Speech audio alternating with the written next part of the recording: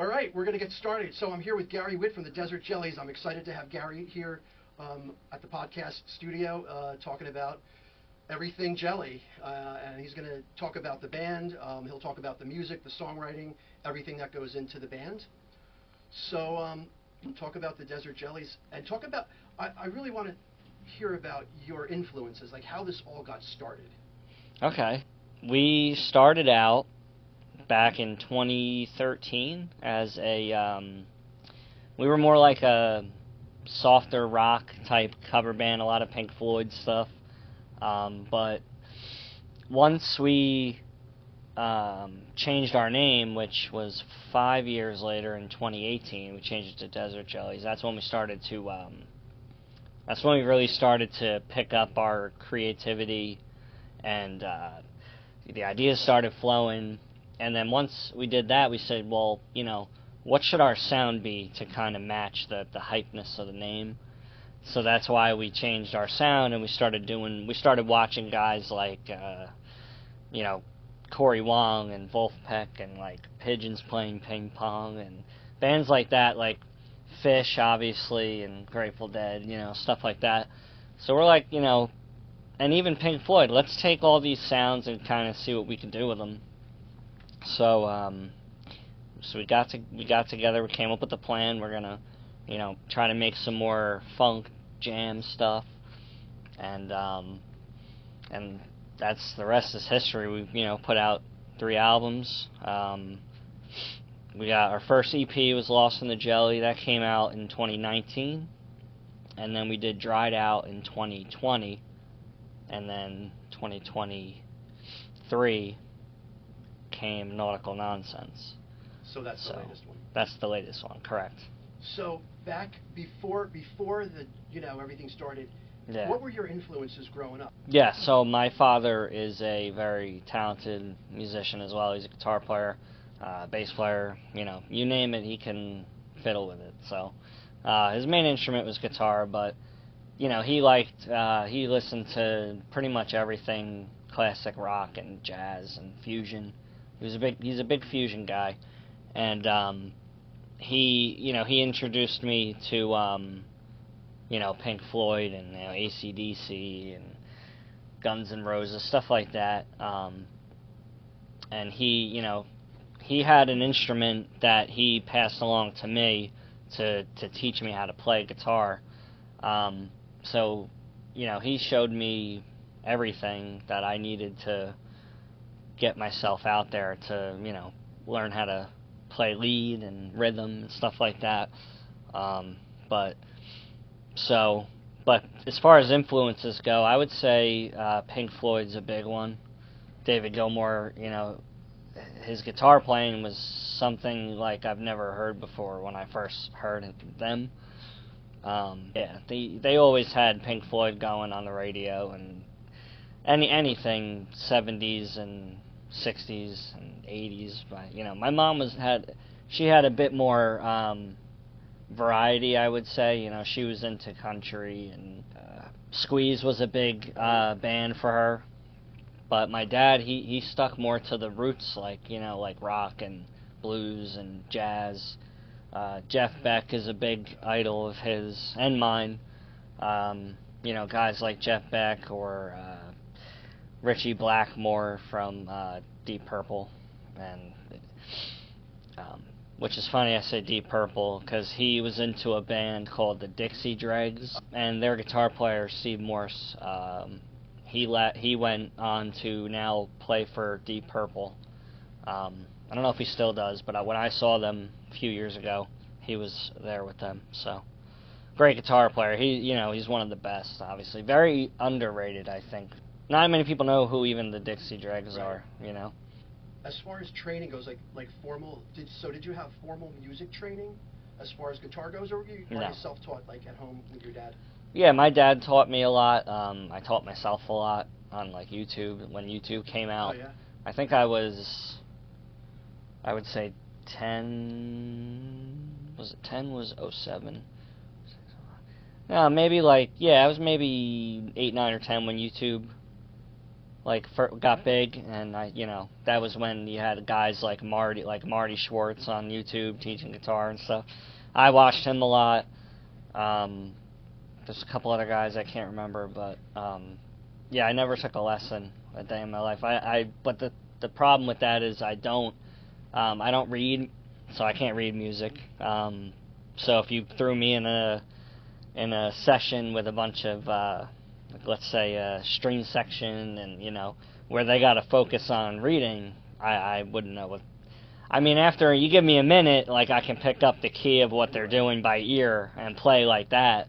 But if you showed me a piece of sheet music, I wouldn't know what to tell you. It makes songwriting musically more difficult. But other than that, it hasn't affected me that much. Because I like if the guys come to practice with an idea and they start playing it, I usually can just pick up where to go, what to do. So that was one thing that I noticed that was pretty cool when we were getting some footage at the rehearsal. Like, yeah, I thought that part was really cool. Like, getting to watch you guys go through the process. I mean, I've been to the shows. You guys are fun to watch, fun to jam out to, fun to film. Probably you guys are one of my favorite bands to get out there and film. The jam, your jams are awesome, and it's like I can get myself in a real groove with the camera, and to the point where you get so into the jam that the flow of the video, I feel like with you guys just comes naturally. When I'm out there filming you guys, I just kind of I'm just kind of going with the music, and the video is like the music is kind of taking me on the journey, and then I'm able to kind of share the journey through the camera lens, so that when I get back and edit it and put it out there, it's like kind of like people can kind of get the same view that I had when I was jamming out actually at the show, whether it's at the Broadway or the Berkeley Hotel or Salty's or whatever. As far as the band goes, the band members, how did this particular band group, the guys that are in your band right now, how did that come together?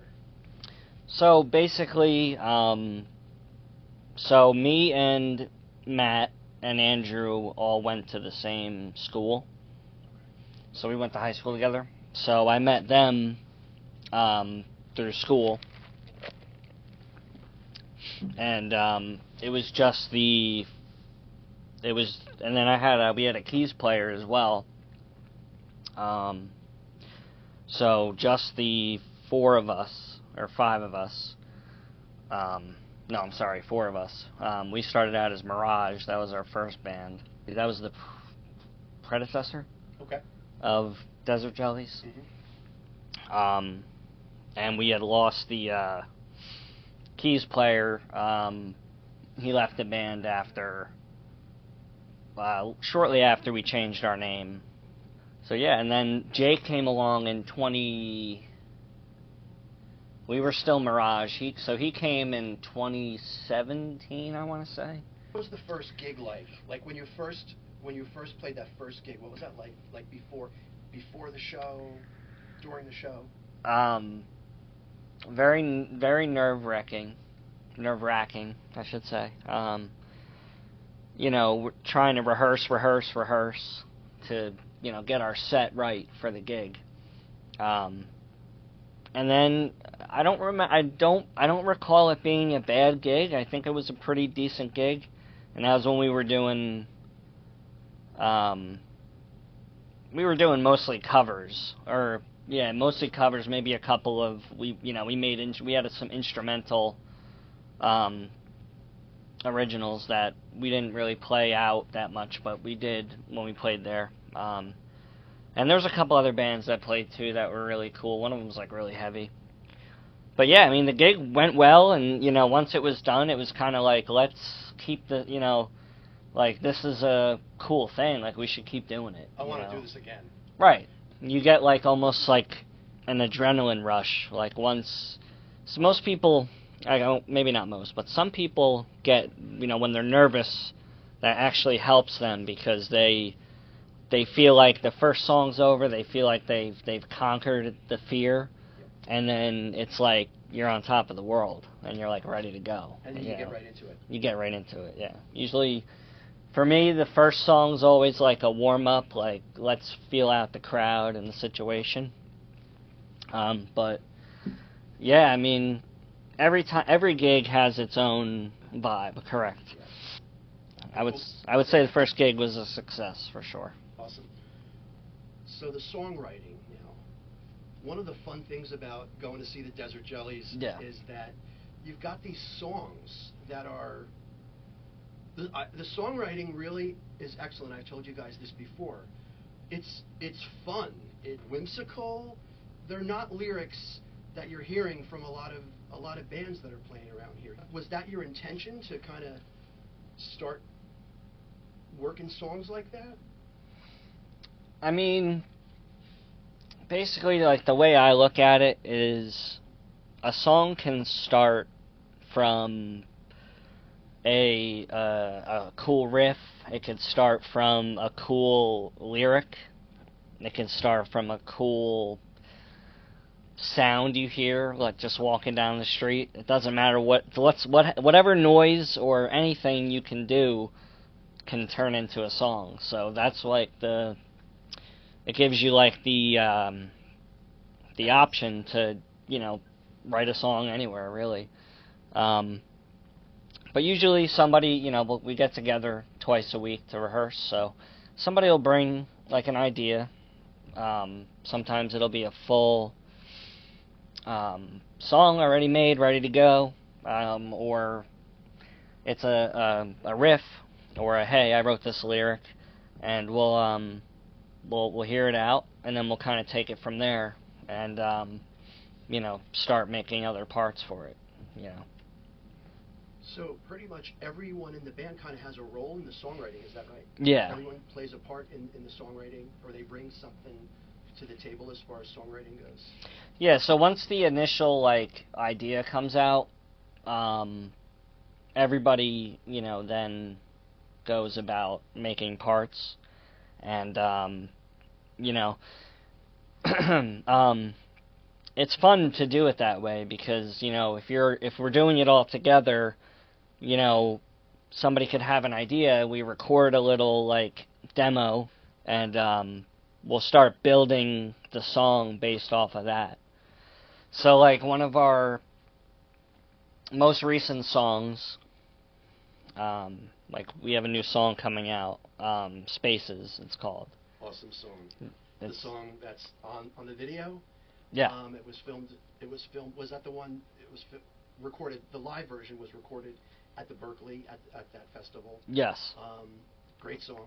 Thank you. Yeah, it's that is a idea that Jake had. Jake brought that, that opening guitar riff, and it kind of, just took off from there. So he came with that, and that song, believe it or not, was completely recorded in our rehearsal space, the studio version.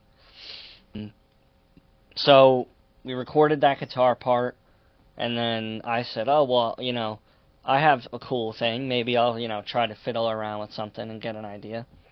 So then my part came, and Andrew put his part in, and then Matt recorded the drums.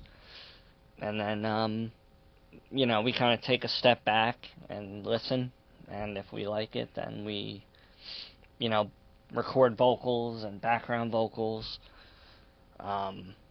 As far as the lyrics go, everybody kind of played a role. Somebody, maybe comes with a little, a verse or a chorus, and then we kind of sit down, read it, see, what would work in this situation. And then that's pretty much how we get things done all together as a group all the time, When you started to perform, write songs, things were starting to kind of get bigger, and you're kind of building more upon it. Do you have a long-term vision? I was joking about the JellyVision, but was there a vision going into this? as far as a long-term, like, I think I want to do something with this, like take it as far as it can go. Is that the goal? Yeah, I mean, that's always the goal, is to, try to, make something of what it is that you're doing. Maybe for most people, I don't know. Maybe some people, some people could say it's a hobby. Other people say it's a side gig. A side gig, or yeah. So this isn't a side gig. No, this is I mean, it kind of is, because we all work full-time jobs. But it's like a side gig that exceeds the expectations of a side gig, I guess, if you will. It's a side gig that you're working on turning possibly maybe one day into a main gig. Right. The gig. Yes. Right. I guess that's the dream and goal for everybody, is to, whatever their dream is, to make it come true. So do you feel like everybody's on board with that? I think if we got a big break, I think probably. Okay. I would say probably. It's a tough, I've never done it, so I can't say that I've toured and everything, but it's a tough world. The challenges right now for you guys, like as far as, what are the biggest challenges as far as the band goes? The biggest challenges, I would say, are, not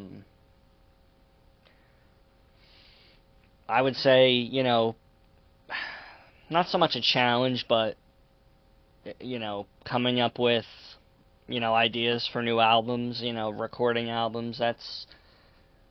It's a challenge that we're willing to take, to do. To work through, because we enjoy it. Yeah, the goal is to make good music and try to inspire others to expose their creativeness. Well, that's why we're sitting here today, because from the first time that I saw you guys perform, I was inspired, and I was like, wow, and that inspired me to go out and start filming and putting some videos together, and and then to right to the point where we're at right now, where you're sitting in the chair and talking about all the stuff that makes you guys great. And we were joking around the other night about that, because what I witnessed that night was really the other part of what makes you guys so great. Just the whole process part of at the rehearsals, and how you all were kind of collaborating on different things, adding different pieces, different parts. It's tough when creative people get together. That in itself can be a challenge. Just kind of navigating, possibly the differences in creative ideas. But you guys it was flowing pretty smoothly, and that for me, I thought was really cool to watch. And I think that when we finally put some of that footage out there, I think that other people are gonna, find that part, really cool. Especially, people that are maybe some younger people that are thinking about forming a band, and they're going to find a lot of this stuff real useful. How would you describe your style of music? I mean, I know a lot of artists don't really like that question, the style, because when you ask someone about a style, it kind of it kind of boxes things off. But I think to give people an idea at some level, there has to be some type of characteristic or something that ties it all together. I mean, could you come up with a style that you would call it? I mean, our style is kind of whatever sparks the moment. Unfortunately, that's not really a genre. But if we had to put a name on it, I would just, usually when people ask, we say, oh, we're like a jam band. Okay. Yeah. We'll talk about the new album now, Nautical Nonsense. Tell us about that whole concept. So, a lot of songs from that album were ideas around the same time Dry It Out came out.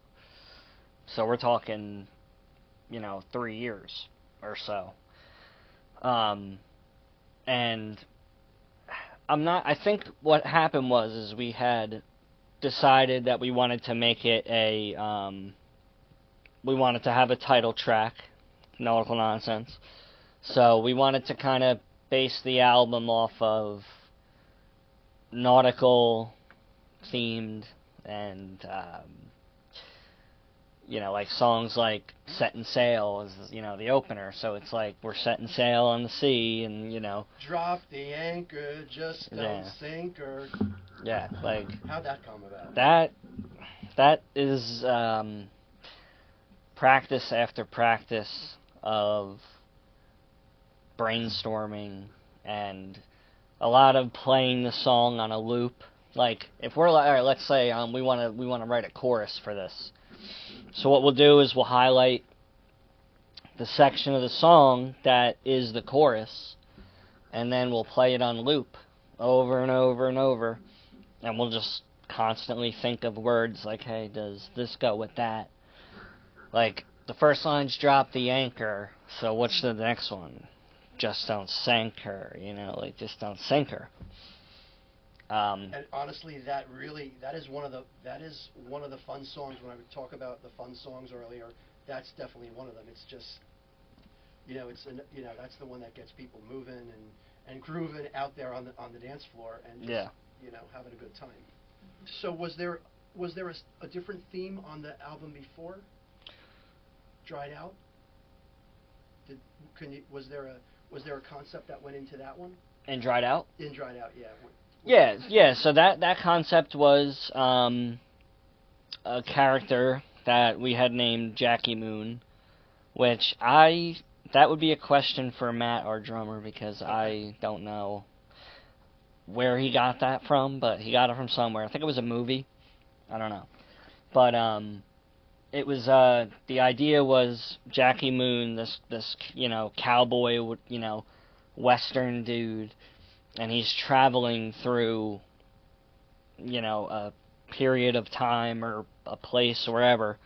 So it was kind of like the intro was to Jackie Moon, the Ballad of Jackie Moon, and then we have songs like Desert Storm, which the concept of that is kind of picture yourself traveling through the desert in a storm, and it's just, desert sand flying everywhere, and, lightning strikes, and, mystical creatures roaming around, stuff Condors? like that. They could be condors. And Condor's on that album too, right? Condor's on the new album. That's on Nautical Nonsense. Yeah, we decided that those two songs would go really well together. Okay. So that's what we'll do mashups of it at shows. So, but yeah, I mean, it's just really this guy Jackie Moon just traveling through, a crisis, a midlife crisis, whatever it may be. And we added 2 bonus songs on there. One was Crisis in Motown. Oh, that song is great. And then there's Astro Waves. Another great one. Those 2 were kind of like bonus tracks. They really didn't have anything to do with the concept. So great songs though. But yeah, it was a lot of fun writing that one. And it's a lot of fun to play them too. Play them live. Sometimes we'll bring back a classic and play it live. Like Astro Waves, we don't do that all the time. Okay. So just recently we started picking it up a little bit. 2 of the tracks that really kind of really hooked me in the beginning was obviously Setting Sail. Setting Sail. Yeah. And then Backwoods Lady. Backwood Lady. Backwood Lady. You want to talk about that one? Backwood Lady's interesting. It obviously it came about from that riff. The dun dun dun dun dun dun dun dun. It stuck immediately. Yeah, We're like, we need to do something with this. That is a killer riff, and it kind of sets the mood like from the get-go. Right. So as soon as you hear that, you're already in it. Right. And then it takes off from there and gets into the story. Right. And it's kind of, many listeners may perceive it as it's about a woman out in, in the backwoods, wherever, like a mystical creature of sorts. But, I mean, that's pretty much the idea we had going into it. So, that's why it's, be my lady right away. Yep. Go back to the woods today and make some time or take some time. So that's one that, like, once you hear it, I feel like that's one, once you hear it, it's in your head, and guess what? If you're the type of person who really likes music, like, when I get a riff in my head, or lyrics or something, I mean, I'm on them for, like, a couple days. Right. To the point where I'm driving people crazy. They're like, oh my God, and I'm like, I really like this song. And I think that's I think that's the sign of a good song. Yeah. When it kind of really sticks with people, and you find yourself singing it, at different points in the day or whatever. Gypsy Man. There's another one. Kind of, the lyrics kind of grab you. Yeah, Gypsy Man. It's it's about, I guess, this guy who is roaming, and it's almost like as if, it's this gypsy who, they're, stereotypically they're not so great. They're, they steal, they connive their way through things, which is kind of what gave us the idea to write a song about this guy who, he's starting chaos everywhere he goes, making chaos everywhere he goes, and in the lyrics, I always lie, cheat, and steal, like, and then as far as the song, it's being sung as a third person type, right? Almost as if, like, the Gypsy Man has like a guide with them to, like, get you through this hard time, like, Gypsy Man, I did all I can, like following some other force. Almost like a Christmas Carol, if you will, the guy comes and he takes you and shows you the things you've done, and then at the end of it, it makes you want to become a new person, like a renowned version of yourself. A reborn person? Right. Yeah, like if you will. A better version of the old version? Right, correct. Okay. Yeah. Cool. That's what I get from it, because I, just because we all write the songs, we still kind of get our own sense of what the song's about in our own heads, So that's kind of where I get, like, what I get out of it. But we always say it's up to the listener to decide. Yeah, I think that's the cool thing about music, is that you guys go into a song with a certain idea. It could be autobiographical. It could be something that you guys just made up. Right. But everybody's going to interpret it in some way. Some people are going to make up stories, like, somebody in the band is the Gypsy Man, and, they're writing from experience. Some people don't even want to hear the background to the songs, because then it ruins it for them. It might not be what they had in mind, and what they had in mind might be something that they're, like, really they really love or whatever, and then they hear what it's about and like, oh, wow. Or they're like, I thought it was about this, and then they hear the real story of what it's about, and maybe they're inspired or whatever. But. Yeah, I mean, music, if you really zoom out, music is just a frequency at which your brain receives it, right? So that's what people don't, I guess, think about all the time. You're talking to a neuropsychologist here. Yeah. you're on the same. I look at it that way too. So, I mean, it's vibrational frequencies. Right. And the frequencies create different moods. They're going to emotion, different brain chemicals. The music, the vibrational frequency is going to hit different brain chemicals and different receptors for people, and that's what is going to hopefully make them feel good. Yeah, that's why people have music that they say got them through difficult times, because it's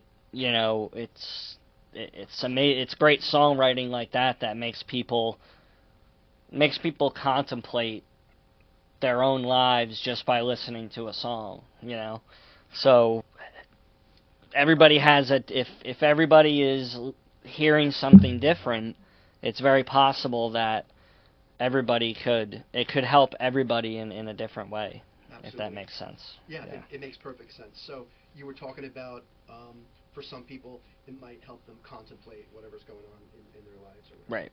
And that is definitely true.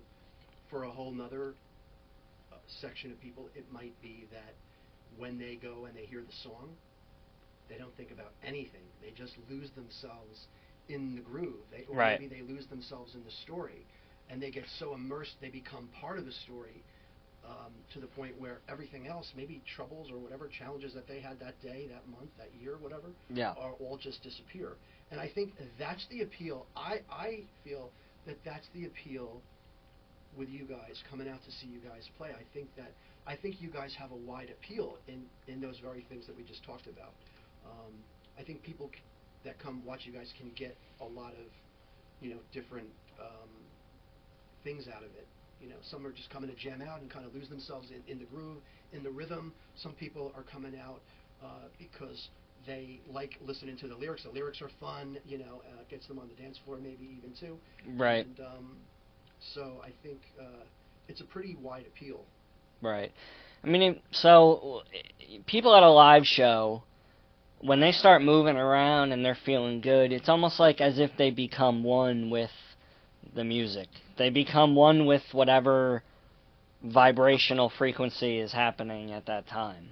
Like almost like everything on the earth is at a different frequency, I feel like, or is at the same frequency. There's a lot of frequencies. There's a lot of frequencies. At the same time, right? Right. So it's crazy to think about, everything that exists is basically because of a frequency, and whether it's in space or whatever, I could go down a rabbit hole all night. No, I know, and that again, I kind of sensed that you could go down a rabbit hole, and that's why you're in that chair today, because this is the stuff that I love to talk about. Yeah. Hopefully, I know that there's going to be people watching this that they're going to be into it, and this isn't your typical podcast. This is getting into the cool shit like we're talking about now. So there's a lot of different frequencies. We're all operating on different frequencies. Yeah. That can cause problems sometimes. But what you were starting to say, when people are at your shows, what you're noticing is that everybody's kind of joining forces. There's moments in time where I feel almost as if I'm part of what's going on. It's almost like I'm dropping out of reality for a moment and feeling as if I'm in unison with the whole venue. Dropping out of your own ego and melding with the crowd. Right, and it's just I guess I get myself into the trance state that everybody's in, that you start to feel it after maybe not the first set, maybe the second set starts, and you start to really sync with everything. You sum that up perfectly. But that's how people, or that's how you know that you're doing something right, is by you're putting out that music, and people are consistently coming out to see you. And they're probably consistently coming out to kind of get into that groove. Yeah. To get out in. It changes people's perspective sometimes. I've gone to shows where I've been having a bad day or a bad week, and I get to the show, and as soon as the music starts, it's like I'm transported to another state of mind. Yep. You're switching frequencies. Switching frequencies. Turning up the bass a little bit, and turning the highs up a little bit, and it it all starts to come together once you know. I think that really shows when you guys are playing too. Yeah. So I know it showed the other night at the rehearsal when you guys were practicing that jam. That was a classic example of what you just talked about. I mean, I felt like I didn't even have the camera in my hands anymore. But when I looked at the footage, I was like, wow, the footage came out really. I was just kind of in such a.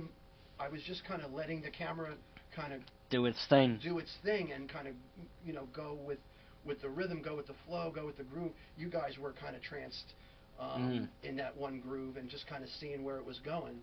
Right. And I kind of hopped right on board. I was right on board with with the frequency through the camera. So yeah. I can't wait to put that footage together. Yeah, that's it. That was most of those improv jams were things that just come out of the moment per se. Like usually we'll start out rehearsal with a warm up jam, we call it, and we see where that takes us. And some nights it doesn't really, some nights it doesn't take us anywhere. Maybe we're tired or we're not really with it that night. And other times we show up and we start jamming, and next thing you know, 20 minutes go by and we're ending the first song, and it's I think people love that. I think people look for that when they come to see us, and I'm not afraid to jam for 15, 20 minutes. It doesn't bother me. People are dancing, don't if it's not broke, don't fix it. Exactly. Right. Do you want to say anything about the rehearsal the other night? Was it weird having the camera there? No. Okay. No, it kind of like when we record stuff, I try to just continue on with what I'm doing without focusing too much on what's going on outside of my peripheral vision, or whatever that word is. Peripheral vision. Peripheral. Yep. I try to stay in my zone and just take it from there. But it didn't feel. It felt a little more energetic, knowing that we were doing it for a cause, for other people to see what it's like in our situation, and So the energy level was amped that night. Was amped, yeah. I would say it was on 11. Okay. On 11. Yeah, cool. It seemed like there were quite a few jams. Like maybe was it 3 jams? I mean, I don't know. Some of it melded together, but I was like, looks like there could be 3. 3 potential new Desert Jelly songs. Yeah, Or I mean, 2. a lot of the ideas that we have will eventually turn into something. I like to, so I record every rehearsal. I have audio for every single rehearsal. I probably have 2 years worth of 2 days a week rehearsal on my computer hard drive. So I like to, if I got nothing going on a Saturday or whatever, I'll just start going back through old sessions and seeing what we did, and the song will come from that, and it could, and I think it's fun to know that we have stuff on the back burner that can turn into something great eventually, It definitely seemed like there was some I'll call it magic. Yeah. Created that night. So we have we definitely have some new songs in the works. We have another new one called Wasting Time that's gonna be that's kind of in post production right now. It's gonna be sent out to get finalized. That's another fun one. I feel like that one might kind of fit in with today's modern music style a little more. Like we're I'm an old-fashioned person, so I'm old school. I like the old stuff. So that's another thing. Again, another quality that makes you guys great, especially for an old person like me. Yeah. So you guys played the Broadway the other night in Ventura Highway. Yeah. Wow. We played that. We love to play that one. We play it pretty often. And I heard people in the audience. They're like, "How old are those guys again?" Yeah, I mean, we all come from,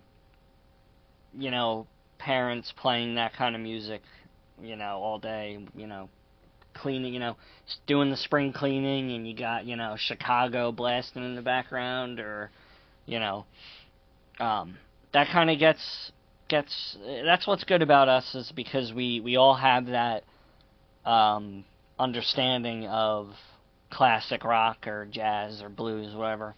So we can kind of, take inspirations from that and work it into our music, as well as trying to make something different out of it at the same time. But if you listen close, you can hear different styles, and we kind of cross boundaries of genres, and like we said, we're coming out with a new album, and then we're gonna start another album after that one, but we're like, why don't we make this like hard rock, maybe even on the border of metal music, but kind of make it funky in a way, like funk metal or something like that. Yeah. And I won't get into the details, okay. but that it's gonna be something like the Desert Jellies. They're gonna funk it up a little bit more. It's gonna be something you don't that. Any secrets. No, but it's not. It's not gonna be like anything that anybody's ever heard from us before. It's gonna be abstract and out there, and. So you're not afraid to kind of go into the uncharted area. No, of course not. Yeah, great. It's not like we're going to, we're in the DIY time period where everybody's doing it themselves. So our last 2 albums, we did record some at a studio, and then we did some at rehearsal. But with this new album, we're like, why not utilize the space we have and maybe just experiment with different mic placements and different settings, It's not like we're wasting tape, so, you're on a computer, you're hitting record, you got all day. So, that's why, that's where the creativity comes out. And, crazy things could happen. It can start to really get obscure, and, Fun. We'll see what happens from there.